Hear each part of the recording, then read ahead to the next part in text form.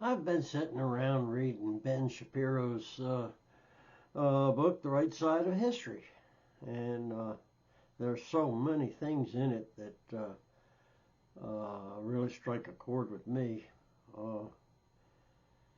And one of them is where he is talking about God giving you the choice as a free person to either believe in him or not believe in him. Well, I remember at age about 5 or 6 years old that my mother had to go into the hospital to have a hysterectomy. She was 40 couple years old, 45 maybe. And so she sent me to stay with my father's sister, Marion, Aunt Marion, and her and I were talking, and I was telling her that my old dog was getting old and that he was going to die and I'd never get to see him in heaven and how bad that felt. Well, she said, Doug, let me tell you something about that. She said, you have the intelligence to picture God in your mind.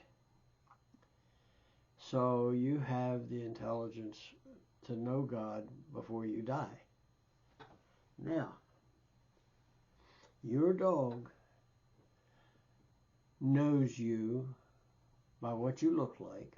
He knows you by what you smell like. He knows your touch when you pet him on the head or rub his ear. He knows the feel of you when you scratch his back. And that's the only way he knows you. He knows you love him.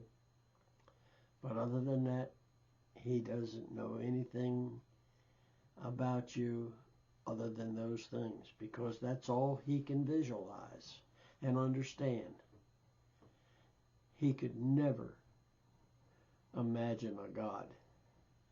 He could never imagine the God of the universe or infinity or any of those things connected with God. But you can. You can know that when you die, that you will go to heaven and you will be with God.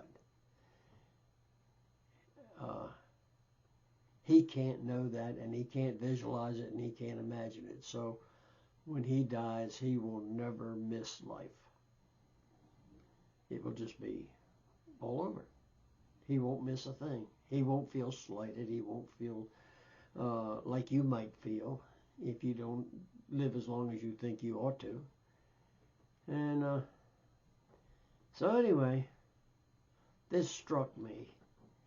And thanks to Ben Shapiro, I never would have thought of it. As a matter of fact, I had completely forgotten about it. And because I was only a child. So anyway, I'm beholden to him a little bit for that. Thank you, Ben.